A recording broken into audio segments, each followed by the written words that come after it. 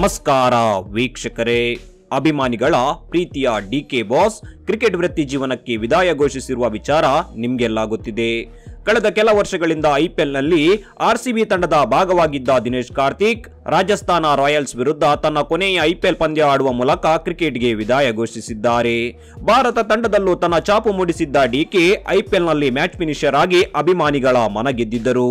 ಇದೀಗ ಕ್ರಿಕೆಟ್ಗೆ ವಿದಾಯ ಘೋಷಿಸಿದ ಬಳಿಕ ಮಾತನಾಡಿರುವ ವಿಡಿಯೋವೊಂದನ್ನು ಆರ್ಸಿಬಿ ತನ್ನ ಸೋಷಿಯಲ್ ಮೀಡಿಯಾ ಖಾತೆಯಲ್ಲಿ ಹಂಚಿಕೊಂಡಿದೆ. ಇಲ್ಲಿ ಕಾರ್ತಿಕ್ ಕೆಲವು ಇಂಟ್ರೆಸ್ಟಿಂಗ್ ಸಂಗತಿಗಳನ್ನ ಹಂಚಿಕೊಂಡಿದ್ದಾರೆ.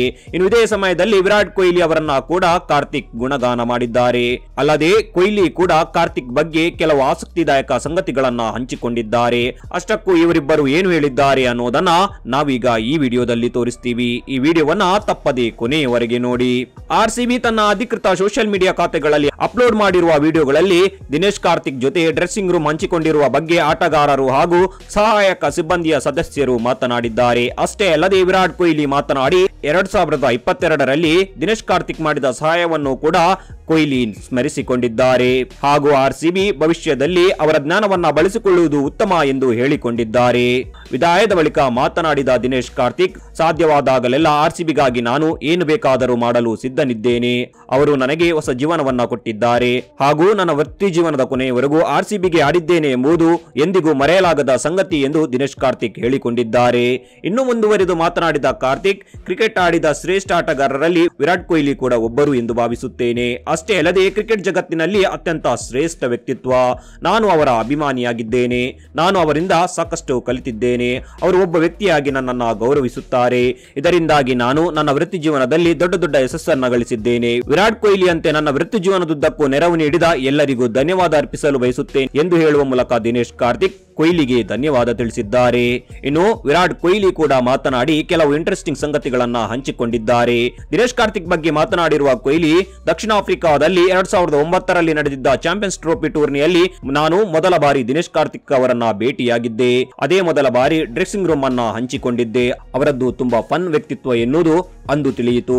ಅವರು ತುಂಬಾ ಸಕ್ರಿಯ ವ್ಯಕ್ತಿ, ಗೊಂದಲಮಯ ವ್ಯಕ್ತಿ ಹಾಗೂ ಒಂದು ಕಡೆ ಸ್ಥಿರವಾಗಿ ನಿಲ್ಲದೆ ಬಹುತೇಕ ಸಮಯ ಚಲನೆಯಲ್ಲಿಯೇ ಇರುತ್ತಾರೆ. ಅವರು ಅಸಾಧಾರಣ ಪ್ರತಿಭೆ, ಅಲ್ಲದೆ ಬುದ್ಧಿವಂತಿಕೆಯ ಬ್ಯಾಟರ್ ಆಗಿರುವ ಅವರನ್ನ ನೋಡಲು ತುಂಬಾ ಖುಷಿಯಾಗುತ್ತಿತ್ತು ಎಂದು ಕೊಹ್ಲಿ ಹೇಳಿಕೊಂಡಿದ್ದಾರೆ.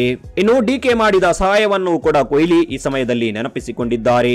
ಮೈದಾನದಿಂದ ಹೊರಗಿನ ನಮ್ಮ ಸಂಭಾಷಣೆ ಚೆನ್ನಾಗಿ ಮತ್ತು ತುಂಬಾ ಆಸಕ್ತಿದಾಯಕವಾಗಿ ಕೂಡಿದೆ. ಅವರು ಬುದ್ಧಿವಂತ ವ್ಯಕ್ತಿ, ಕ್ರಿಕೆಟ್ ಮಾತ್ರವಲ್ಲದೆ ಬಹಳಷ್ಟು ವಿಷಯಗಳ ಬಗ್ಗೆ ಉತ್ತಮ ಜ್ಞಾನ ಹೊಂದಿದ್ದಾರೆ. ಅವರ ಜೊತೆಗಿನ ಸಂಭಾಷಣೆಯನ್ನ ನಾನು ಆನಂದಿಸುತ್ತೇನೆ. 2022ರ ವರ್ಷದಲ್ಲಿ ನಾನು ನನ್ನ ಆಟದಲ್ಲಿ ವಿಶ್ವಾಸವನ್ನ ಕಳೆದುಕೊಂಡಿದ್ದೆ. ಈ ವೇಳೆ ದಿನೇಶ್ ಕಾರ್ತಿಕ್ ನನ್ನನ್ನ 2-3 ಬಾರಿ ಕೂರಿಸಿಕೊಂಡು ಮಾತನಾಡಿಸಿದ್ದರು. ಅವರು ಹೇಗೆ ಸಂಗತಿಗಳನ್ನ ತೆಗೆದುಕೊಂಡು ಹೋಗುತ್ತಾರೆ ಹಾಗೂ ನಾನು ಹೇಗೆ ತೆಗೆದುಕೊಂಡು ಹೋಗುತ್ತೇನೆ ಎಂಬ ಬಗ್ಗೆ ಚರ್ಚೆ ನಡೆಸಿದ್ದೆವು. ಇದು ನನಗೆ ನೆರವು ನೀಡಿತು ಎಂದು ಕೊಹ್ಲಿ ಹೇಳಿಕೊಂಡಿದ್ದಾರೆ. ಇನ್ನು ಮುಂದುವರೆದು ಮಾತನಾಡಿರುವ ವಿರಾಟ್, ಅವರು ಆತ್ಮೀಯವಾಗಿ ಭಾವಿಸುವ ವಿಷಯಗಳ ಬಗ್ಗೆ ಯಾರೊಂದಿಗಾದರೂ ಹೋಗಿ ಮಾತನಾಡುವ ಅವರ ಪ್ರಾಮಾಣಿಕತೆ ಮತ್ತು ಧೈರ್ಯವನ್ನ ನಾನು ಇಷ್ಟಪಡುತ್ತೇನೆ. ದಿನೇಶ್ ಕಾರ್ತಿಕ್ ವಿಷಯಕ್ಕೆ ಬಂದಾಗ ಅದು ನನಗೆ ಅತ್ಯಂತ ವಿಶೇಷವಾದ ವಿಷಯ ಎಂದು ನಾನು ಭಾವಿಸುತ್ತೇನೆ ಮತ್ತು ಅದು ನಾನು ಯಾವಾಗಲೂ ಅವರ ಬಗ್ಗೆ ಪ್ರೀತಿಸುವ ಒಂದು ವಿಷಯವಾಗಿದೆ. ಈ ಕಾರಣದಿಂದಲೇ ನಾವು ಜೊತೆಯಲ್ಲಿದ್ದೇವೆ ಎಂದು ಕೊಹ್ಲಿ ಕೂಡ ಕಾರ್ತಿಕ್ ಅವರನ್ನ ಗುಣಗಾನ ಮಾಡಿದ್ದಾರೆ. ವೀಕ್ಷಕರೇ, ನೀವು ಕೂಡ ದಿನೇಶ್ ಕಾರ್ತಿಕ್ ಅಭಿಮಾನಿಯಾಗಿದ್ದಲ್ಲಿ ಕಮೆಂಟ್ ಮಾಡಿ.